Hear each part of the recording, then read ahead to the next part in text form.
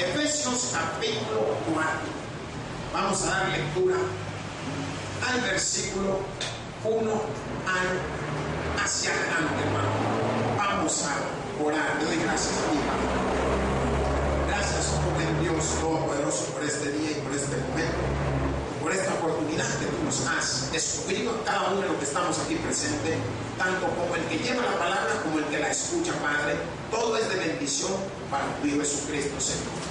Uno para edificación y otros para exhortación. Te pedimos que tú nos ayudes ahora con el contexto bíblico que vamos a tocar, que es en base a esos momentos que fueron hablados a esa iglesia allá en Éfeso. Ahora vamos a ser hablada aquí en nuestra iglesia Santa Fe.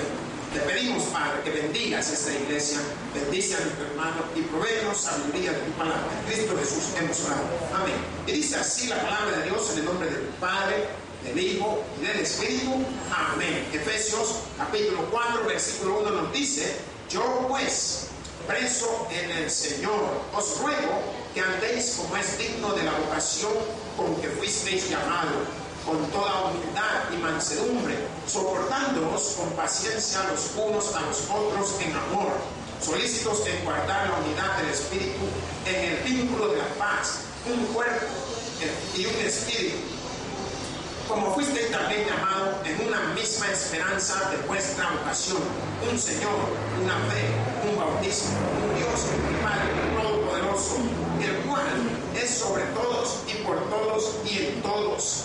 Pero a cada uno de nosotros fue dada la gracia conforme a la medida del don de Cristo, por lo cual dice: subiendo a lo alto, llevó cautiva la cautividad y dio dones a los hombres, y eso de que subió, que es, sino que también había descendido primero a las partes más bajas de la tierra. El que descendió es el mismo que también subió por encima de todos los cielos para llenarlo todo.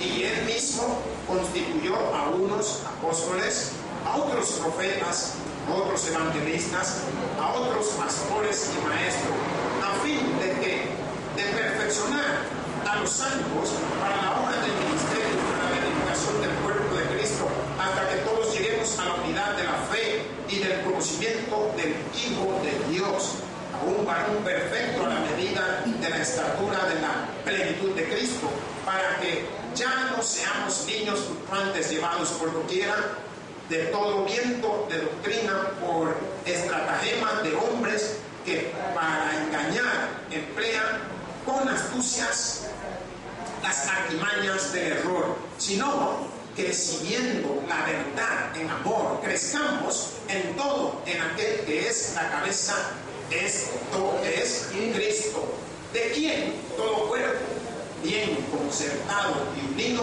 entre sí por todas las coyunturas, que se ayudan mutuamente según la actividad propia de cada miembro, recibe su crecimiento para ir edificándose en amor. Gracias, Padre. Gracias, Señor, porque sabemos que tu palabra edifica. Gracias por la bendición de la misma. Para ti hemos orado. Amén. Pueden tomar su asiento, mis hermanos. Pues, hermanos, podemos ver ahora un tema muy precioso y maravilloso, el cual el apóstol Pablo quería llevar delante de esta iglesia allá en Éfeso. El motivo de la palabra era que conocieran la unidad del Espíritu, la cual le hemos titulado al sermón. Y esto nos está enseñando que tenemos una unidad en el cuerpo de Cristo. El cuerpo de Cristo nos unimos a través del Espíritu. Por eso el apóstol menciona muchas de las cosas que vamos a ir tocando, para que usted pueda tener ese entendimiento de las mismas palabras. Por tanto, podemos ver que yo le he dado dos subdivisiones. Del versículo 1 al 6, le he dado el plan de Dios para la vida fiel en la iglesia. O sea, que Dios tenía un plan para que tuviese una vida fiel. ¿Y cuál es la vida fiel? Diga, a través del Espíritu. Porque en el cuerpo, por más que nos digan, siempre caemos. Entonces, podemos ver cómo esa vida fiel que vamos a desarrollar, la podemos hacer dentro de la iglesia. Segundo punto, del versículo 7 al 16. El Hijo de Dios capacita y edifica la iglesia. ¿Quién es el que nos edifica? Cristo Jesús. ¿Quién es el que nos capacita? Cristo Jesús. ¿Quién es el que nos prepara? Cristo Jesús. ¿Quién es el que nos hace salir de donde estamos? Cristo Jesús. ¿Quién es el que nos da todo? Cristo Jesús. Por tanto, vemos el contenido de lo que vamos a estar exhortándoles a todos y cada uno para que usted también pueda recibir esa exceso de la palabra de Dios con gozo, con denuedo y con amor. La Biblia nos dice: yo pues, preso en el Señor, os ruego que andéis como es digno de la vocación con que fuisteis llamados. El apóstol estaba haciendo un llamado a todos y cada uno de los creyentes y no creyentes allá en Éfeso, mostrándoles que él, aún estando preso, podía ver lo difícil que es la vida cristiana. ¿Cuántos dicen amén? Miren, la vida cristiana es dura. Por eso está ese programa que se dice vida dura. Y la gente cree que la vida dura es la vida del mundo. No, la vida dura es la vida cristiana, porque el apóstol le estaba mostrando a ellos con mucha palabra lo que él estaba expresando cuando les dice: yo pues, preso en el Señor, le estaba enseñando a cada uno de ellos la posición en la que él estaba, el lugar donde él había tenido que llegar para poder entender lo difícil que es la vida cristiana. Cuando uno está en lugares, ya sea preso, enfermo, hospital, uno empieza a analizar situaciones de su vida y empieza uno a ver los contextos de los acontecimientos que vienen al mundo y más que nada la vida de cada uno de nosotros, y él lo muestra con esa claridad. Dice: os ruego que andéis como es digno de vocación. Y esta palabra me llamaba la atención. ¿Por qué? Porque el apóstol, cuando menciona que es digno de vocación, está dando la noción de andar con una plenitud de vida. Y esto nos significa a nosotros que nosotros debemos de tener un buen ejemplo para los demás, si lo queremos poner de esa manera. Como un buen ejemplo. ¿Qué significa digno? Es, ¿quién me dice? Digno. No le oigo. Buen ejemplo. Buen ejemplo. Vaya, usted lo pone como buen ejemplo. Nosotros, si miramos a Jesucristo, nos damos cuenta de que él era digno de cada cosa que hacía. ¿Por qué? Porque estaba ejemplificando un buen ejemplo, para redundar, a la vida de cada uno de nosotros. Mas el apóstol, cuando habla de la palabra digno, él está transmitiendo la idea de vivir conforme a la posición que uno tiene en Cristo. Eso es vivir dignamente. Ver la posición que cada uno de nosotros, todos somos creyentes cuando dicen amén. Pero nuestra posición delante de Cristo es diferente. ¿Por qué? Por nuestro pensamiento, por nuestra,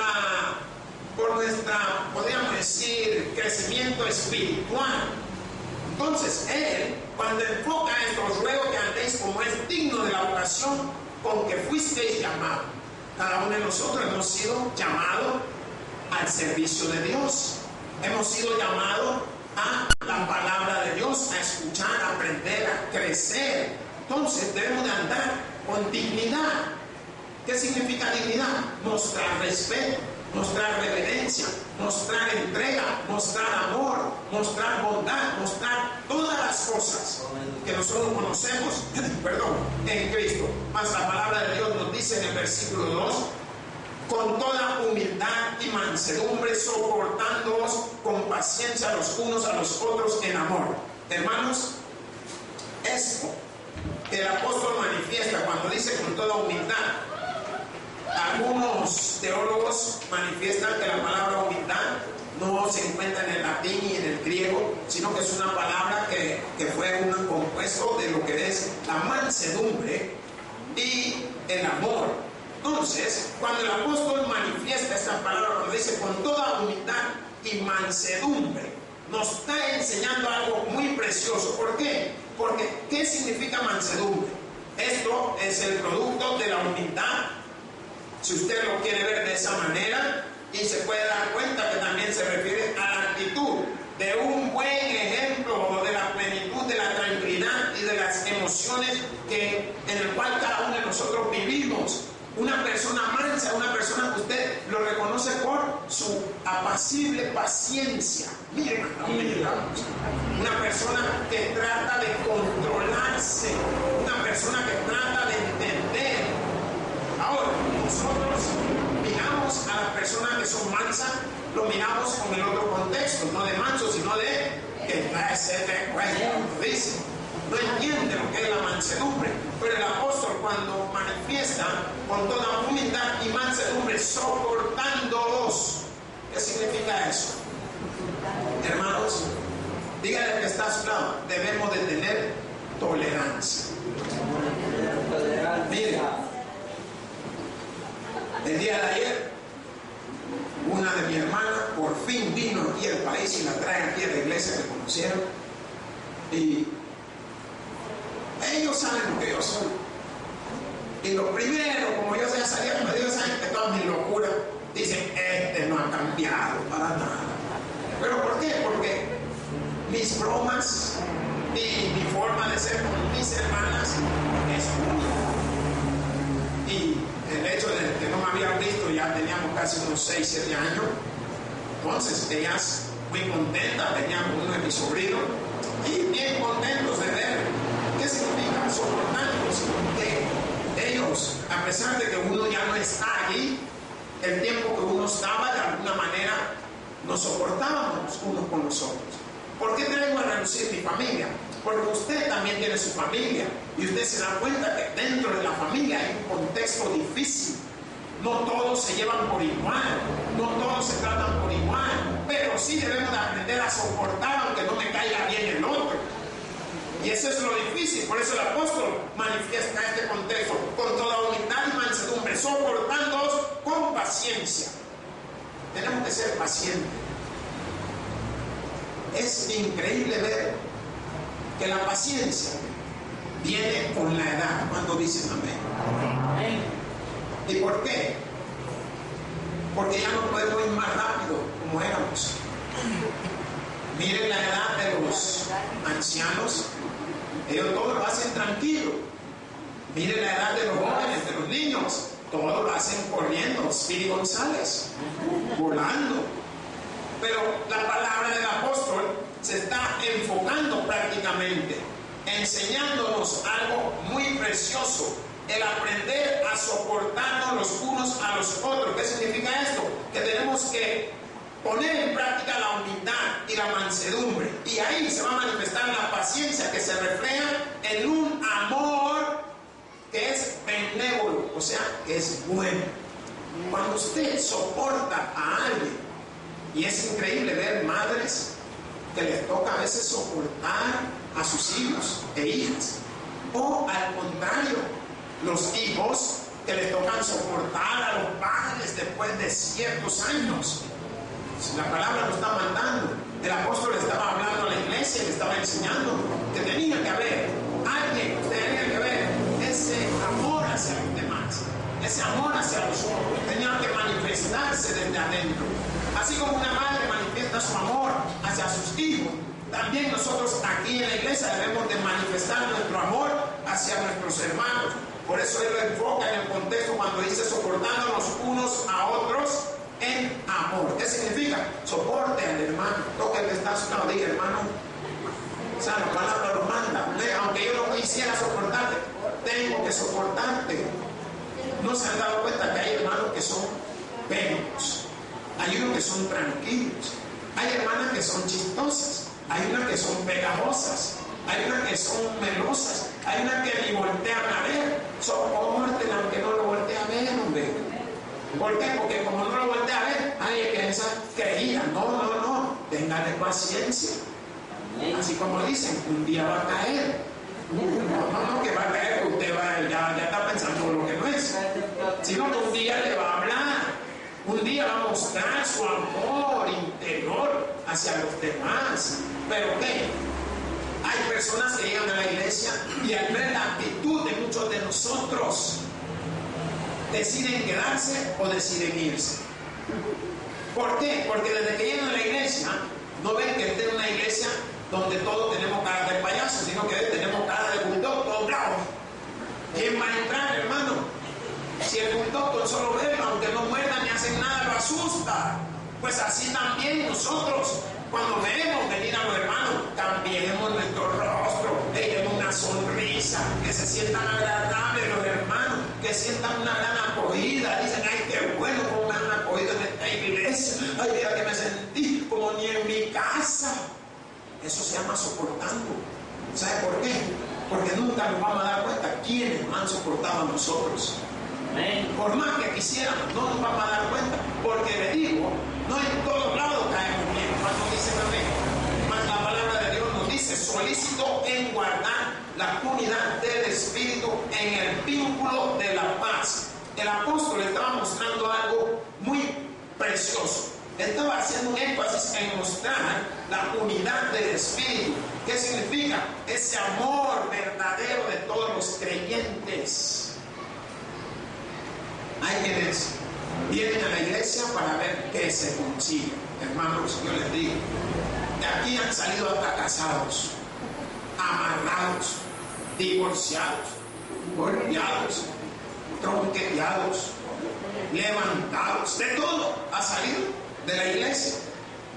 Por eso el apóstol habla de soportar, pero nos está enseñando que hay algo que nos va a unir. Cuando dice solícito en guardar la unidad del Espíritu en el vínculo de la paz, y esa unidad del Espíritu él la refiere hacia Cristo. Cuando algo no está bien o algo no está marchando bien, póngalo en el camino de Cristo, hermano. Póngalo en el camino de Dios, póngalo en las manos del Todopoderoso, porque el apóstol estaba pendiente de este momento. Mas el versículo 4 nos dice, un cuerpo y un espíritu, como fuisteis también llamados en una misma esperanza de vuestra vocación. Aquí la palabra de Dios nos está mostrando a nosotros ya la unidad de todos los creyentes. ¿Cuál es la unidad de todos los creyentes? Un cuerpo, un espíritu, una esperanza, un Señor, una fe, un bautismo y un Dios. Eso es lo que hace la unidad en cada uno de nosotros. Ahora usted puede ver que con claridad el apóstol aquí menciona un cuerpo y un espíritu. ¿Qué significa esto? Que el cuerpo manifiesta lo que es la comunión de los creyentes hacia la iglesia. Usted viene hacia la casa de Dios al recibir la administración de la palabra de Dios, mas la palabra nos enseña un espíritu. El Espíritu Santo es el que activa, aleluya, activa la comunión entre nosotros y Dios, el Espíritu Santo. Por tanto, cuando el apóstol está haciendo remembranza de estas palabras, un cuerpo y un espíritu, como fuisteis también llamados, todos hemos sido llamados al Señor. ¿A cuál ha sido nuestro llamado? A recibir a Jesús a los pies del Señor, a recibir la bendición de Dios. Como fuisteis también llamados, dice la palabra, en una misma esperanza. ¿Cuál es nuestra esperanza? Jesucristo. Allí no se manifiesta otra esperanza. ¿Por qué? Porque nos damos cuenta que ahí nosotros hemos hecho una promesa en juramento a la herencia eterna que nos da el Señor a cada creyente a través de su Hijo Jesucristo. Por tanto, podemos ver nosotros que esa esperanza es una esperanza viva que cada creyente tiene por medio del Espíritu de Dios. Hermanos, podemos nosotros ver con claridad esa unidad del Espíritu con nuestro Señor. Hay un conecte. ¿Qué significa? Que cuando nosotros nos sintamos como a veces nos sentimos, pongamos esos pesares, pongamos esos sentimientos en las manos de Jesucristo. ¿Quién es el que nos puede sacar adelante? Cristo. No es nadie más. Porque, hermano, mira, hay cosas que vienen a nuestra vida que, miren, por más que hagamos, por más doctores que usted vaya, por más pisto que tenga, dinero, money, chiribitra, bichillos, bueno, no importa cuánto usted tenga, si la cosa es espiritual, solo Cristo Jesús, hermanos. Amén. No hay otro. Por eso que la palabra de Dios en el contexto de esta mujer en su enfermedad y la niña que había también estado enferma y fallece. Ven cómo manifiesta el Señor su poder. ¿Por qué? Porque lo de la mujer, la palabra lo manifiesta, había gastado todo cuanto tenía. ¿Qué significa? La esperanza que ahora ella tenía en la unidad en Cristo Jesús, si tan solo tocar. Y esa es la esperanza que nosotros debemos de tener conforme al contexto del Espíritu que el Señor nos está manifestando. Si tan solo me diera el milagro, Señor. Quiero que usted entienda, hermanos. ¿Por qué? Porque la palabra de Dios busca caminos fáciles para que nosotros podamos conducirnos por ella. Y cuando dice que llamados, que también fuisteis llamados en una misma esperanza en vuestra vocación, el apóstol está mostrando lo que cada uno de nosotros hemos sido llamados a lo mismo. Nos damos cuenta que el que puede redimir nuestra vida es Jesucristo. Vaya, si te llamó a ti, a mí y a todos los que aquí participamos, porque hay un propósito en la vida. Por eso que habla de esa vocación con que fuisteis llamado. ¿Y saben qué es vocación? ¿Quién me dice? ¿Qué entiende por vocación? Algo que ya se sabe. Algo que ya vaya. ¿Qué significa? Que usted sabe y entiende lo que le estoy hablando. Algo que usted ya trae, algo que está tratando de despertar en usted. ¿Por qué? Él no solo va a hablar de vocación, sino que también va a hablar del don de Dios en nuestra vida. Que tiene una similitud, que es algo que nosotros tenemos, pero no lo hemos explotado. Diga explotado. No vaya a estallar usted, sino que estalle el don de Dios en usted. Eso es diferente. La palabra de Dios en el versículo 5 nos dice: un Señor, una fe, un bautismo. ¿Qué significa esto? Que nos está mostrando, cuando vimos que era conforme a la esperanza que habló la palabra, nos estaba enseñando ese futuro glorioso al que somos llamados. Ahora, cuando está hablando un Señor, nos muestra a Cristo al que todos nosotros pertenecemos. ¿Cuándo dicen amén? Él es nuestro Rey, es nuestra gloria. Un Señor, dice, no dice muchos señores, un Señor. Está hablando de una manera que podamos entender con claridad el contexto. ¿Por qué? Porque está enseñándonos a cada uno lo que representa a Cristo para nosotros. Una fe, dice, nuestra entrega única a Cristo. Una fe es la entrega que cada uno de nosotros, mire hermano, la fe, mire el que está a su lado, si usted se parara, podrían pararse al lado mío y se quedan, chica, qué grande el pastor.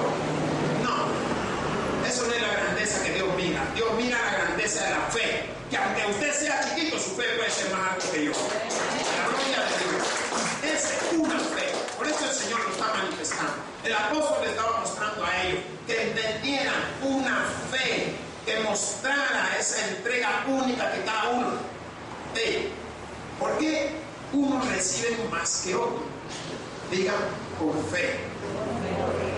Por fe. Cada quien está donde está por su fe.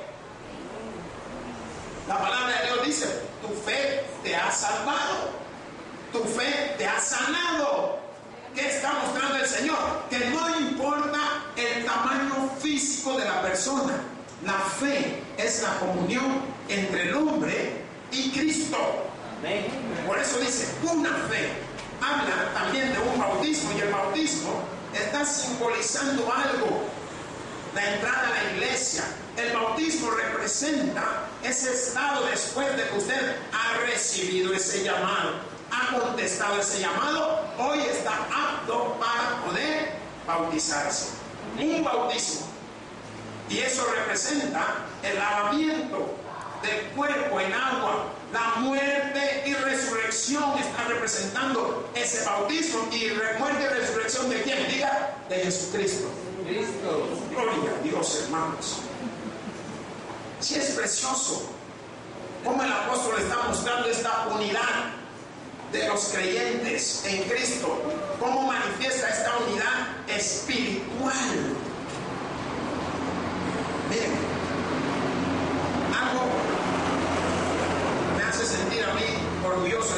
Bautista es que cuando oramos, respetamos al que está orando. ¿Sabía usted eso? Amén.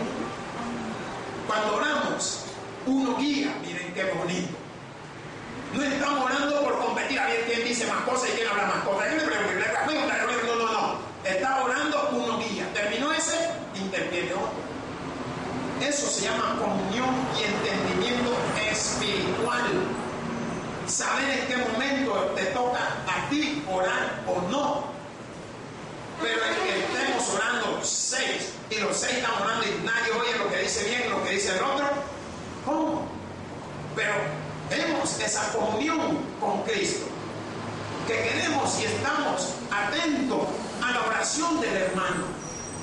La oración edifica. Cuando dicen amén, pues ahí está la clave. Es necesario que el momento, aunque yo sea pastor, ministro o como le quisieran llamar, predicador, yo tengo que tener mi oportunidad cuando me toque orar. ¿Por qué? Porque yo estoy mostrando el respeto de la comunión. ¿No se han dado cuenta que hay personas que dicen, ay, yo no sé orar? Si es que nadie sabe orar, usted sabe hablar, háblele a Dios. Amén. ¿Por qué puede insultar a medio mundo? Ahí ni lo piensa. Pero puede hablarle al Señor. Mas la palabra de Dios nos dice, un Dios y Padre Todopoderoso. ¿Qué nos está mostrando esto? Que Dios es nuestro Padre. Nos guarda por la eternidad.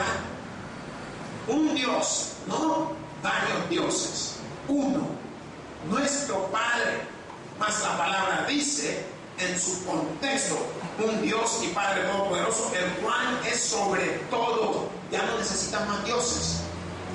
Él es sobre todo. Gobierna sempiternamente y por todo, es para todos. Y en todo. Y me gusta lo que dice, y en todos. ¿Qué significa? Que se manifiesta en cada uno de nosotros. Todo. Ahora vamos a poder entender las diferencias entre el Nuevo Testamento y el Antiguo Testamento.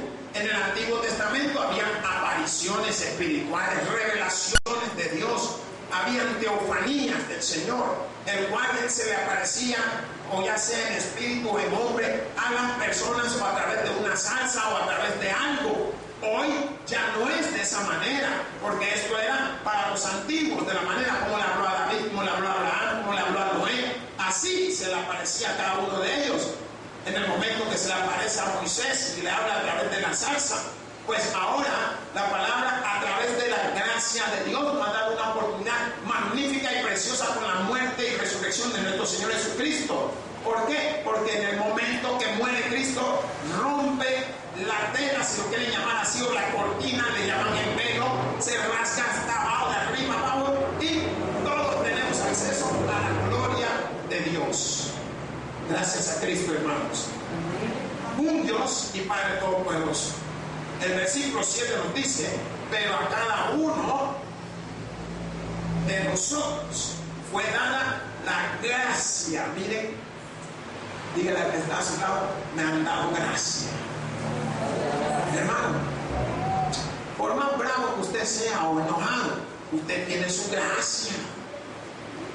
¿No ven que a la hermana le gusta mostrar su gracia? Todas apretadas. Ellas muestran su gracia. Y los hermanos quieren mostrar su gracia a través de sus músculos. No, hombre, la gracia de Dios que nos ha sido dada es el don maravilloso de su Hijo Jesucristo. Amén. La salvación que nos ha dado. La palabra de Dios cuando nos dice, pero a cada uno de nosotros nos fue dada la gracia conforme a la medida.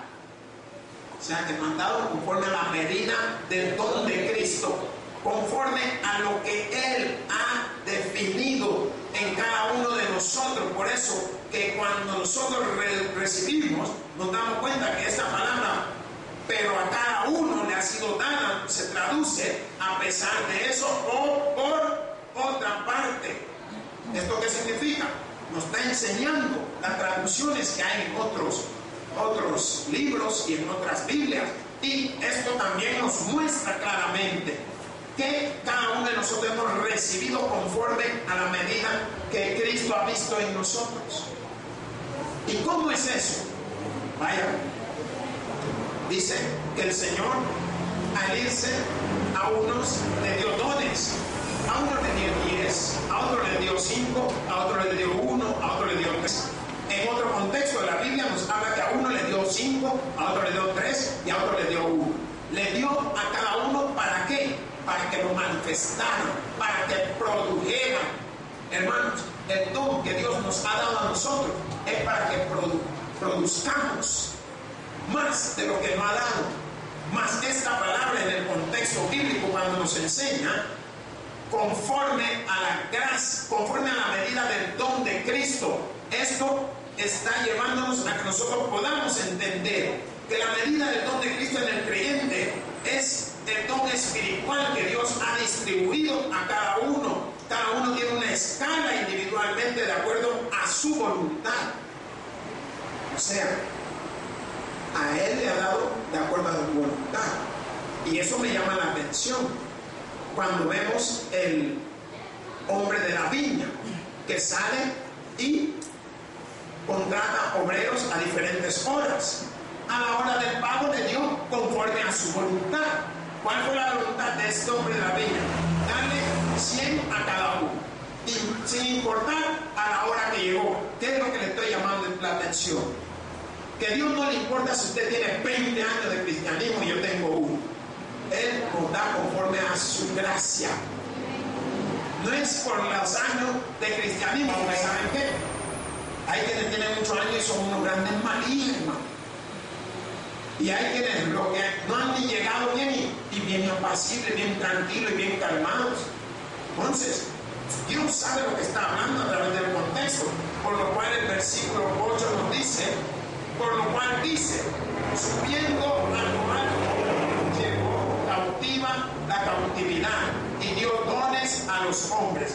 Esto está manifestando que Él en un momento se fue.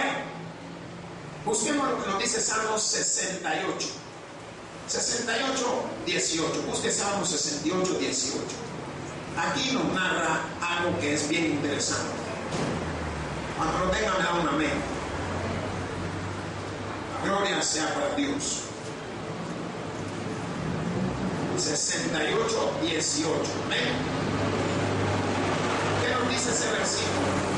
Subiste a lo alto, cautivaste la cautividad, tomaste dones para los hombres y también para los rebeldes, para que habite entre ellos a Dios. ¿Qué hizo Jesús en el momento que Él tuvo que partir? Pero también, así como subió, porque la palabra nos enseña que llegó al Padre, a la diestra de Dios, pero también hubo un momento que bajó y fue al centro de la tierra, a donde estaban los santos, aquellos que habían muerto, aquellos que ya estaban ahí esperando que esa redención, esa salvación, que Él llegara a liberarnos de ese lugar. La palabra del Señor nos dice allí en el capítulo 9, lea el capítulo 9, nos dice, y eso de que subió, que es, sino que también había descendido primero a las partes más bajas de la tierra. Hermano, eso nos está mostrando que Él había ido al Seol, a lo profundo de la tierra. Ahí había de liberar a todos los cautivos, a todos los santos que se habían manifestado en esos días. Más la palabra del Señor en su contexto, cuando nos dice que subió y que es, sino que también había descendido primero a las partes más bajas de la tierra. El que descendió es el mismo que también subió por encima de todos los cielos para llenarlo todo. Miren, quiero que podamos entender el contexto. El mismo es Jesucristo. El que había subido es aquel que también había descendido. No olvidemos que la Biblia hace énfasis de aquellos santos que habían muerto antes. Y podemos ver cómo la palabra de Dios ahora está manifestándolo el apóstol a esa iglesia. allá en Éfeso, que ellos también puedan entender el contexto de este Cristo resucitado, de este Cristo que había muerto y volvió nuevamente a la vida. El versículo 11 nos dice: y él mismo constituyó a unos apóstoles, a otros profetas, a otros evangelistas, a otros pastores y maestros. ¿Qué significa esto? Aquí la palabra de Dios en ese versículo nos está mostrando las calificaciones o calificativos que él le estaba dando a cada uno. Cuando está hablando que él mismo constituyó a unos apóstoles, nos está enseñando la categoría que había hecho el Señor. No olvidemos que los apóstoles son reconocidos como los 12 discípulos. Aparte de esto también entra, acuérdense que con la muerte de Judas tuvieron que meter otro discípulo. ¿Se acuerdan quién era? Matías. De ahí no olvidemos que el apóstol Pablo también llega a ser un discípulo de Jesús. ¿Por qué? Porque la palabra de Dios nos está manifestando allá arriba, en el versículo 1. Yo pues, preso en el Señor. ¿Qué significa? Que el apóstol cambió su vida. Hoy le había entregado a trabajar hacia las cosas de Dios. Por eso dice, preso en el Señor. No preso de la cárcel o del lugar donde estaba, sino preso al trabajo que Dios le estaba encomendando. Y eso es importante, que nosotros entendamos de que tenemos un deber para con nuestro Padre Celestial, hermano. Tenemos un deber para con nuestro Dios. Y esta palabra con qué claridad nos está hablando a cada uno de nosotros. ¿Por qué? Porque menciona a estos apóstoles, el término que se estaba utilizando particularmente para los 12 discípulos. Más dice que había constituido a unos apóstoles, a otros profetas. No es con el propósito de aquellos de que profetizaban, sino eran aquellos que habían sido elegidos para poder también llevar el mensaje a los diferentes lugares. Tenían esa designación, tenían ese momento para poder compartir el entendimiento de la palabra de Dios. Ahora en día muchos creemos que profetas son solo los que profetizan, pero en el contexto de la antigüedad no era porque profetizaran solamente, sino que eran porque también enseñaban. Más la palabra dice, constituye unos maestros, otros profetas, más otros evangelistas. Los evangelistas eran aquellos que proclamaban, pronunciaban, aquellos que predicaban la palabra, aquellos que llevaban las buenas nuevas. Miren, hermanos, ahora mismo yo soy un evangelista. Estoy transmitiendo las buenas nuevas de la palabra de Dios. ¿Cree usted que usted es evangelista? Sí.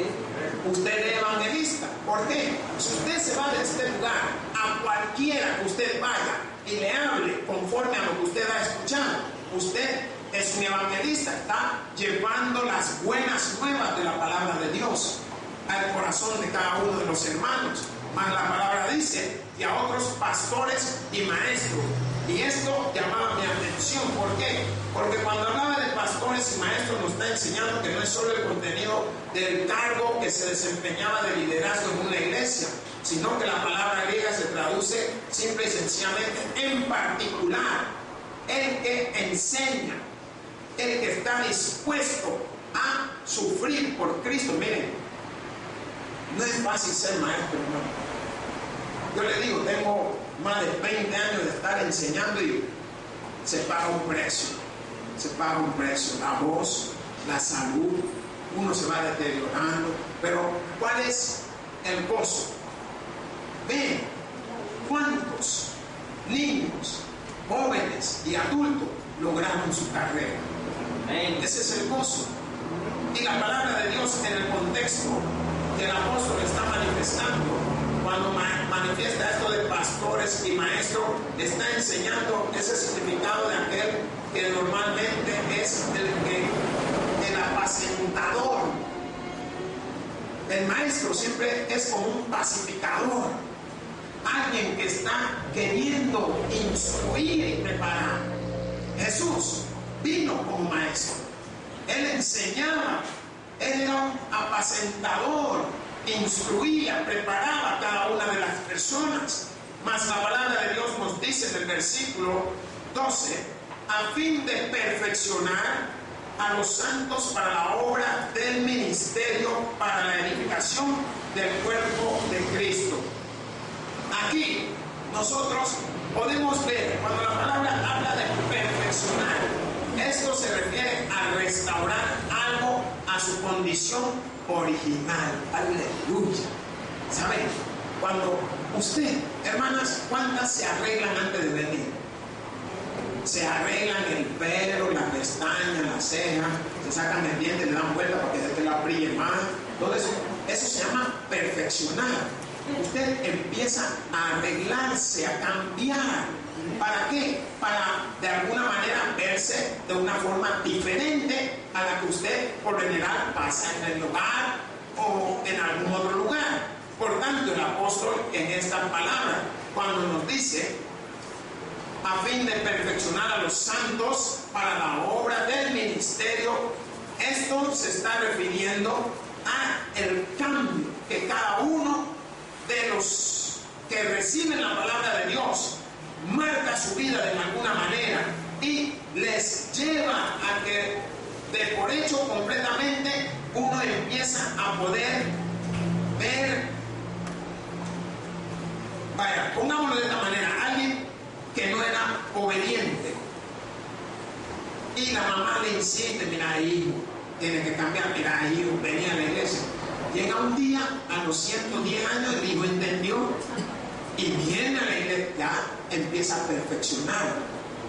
¿Por qué? Porque empieza él a entender que había un propósito por el cual la mamá le decía que viniera a la iglesia. La palabra aquí cuando está hablando a fin de perfeccionar a los santos para la obra de la fe y del conocimiento.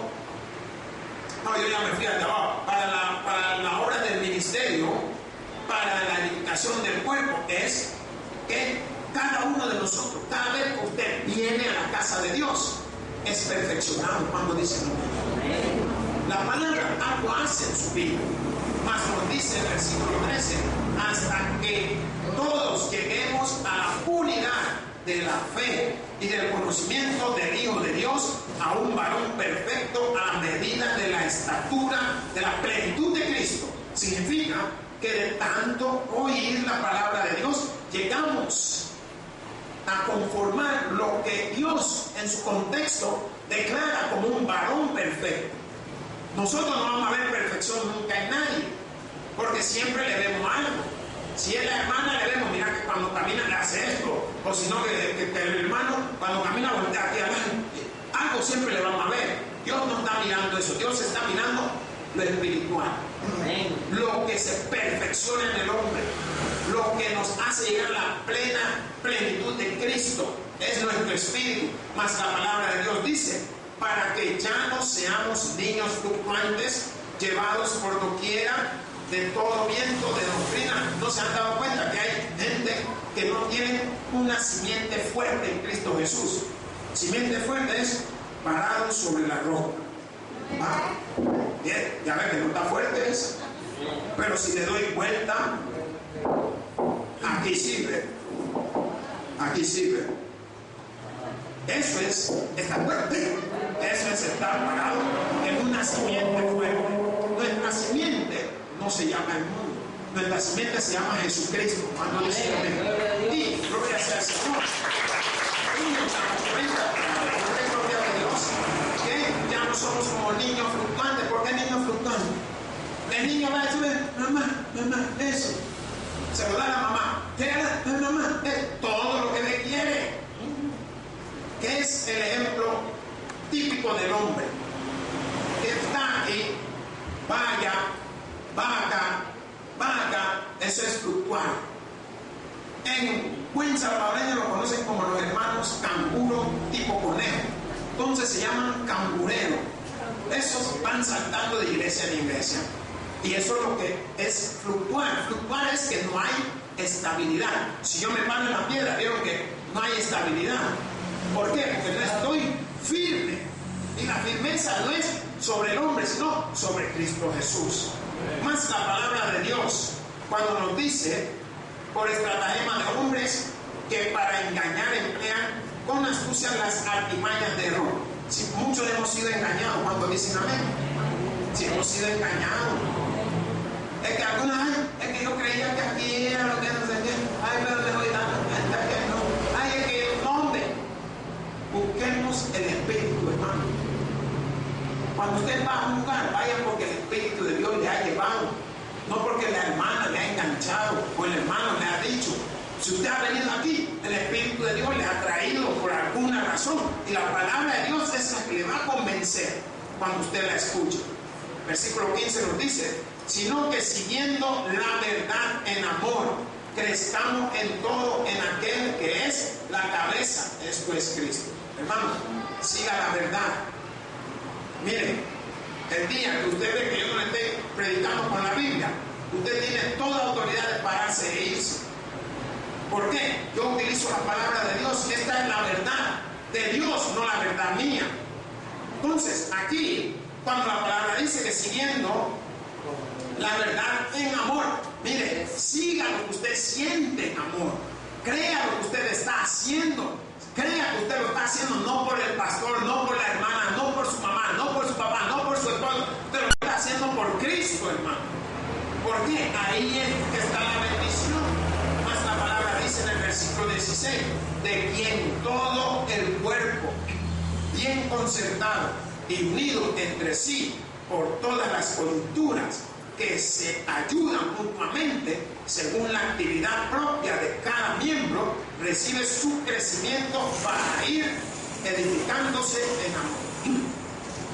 Esta parte me llamaba la atención. ¿Por qué? Porque nos damos cuenta que la actividad propia de cada miembro es diferente.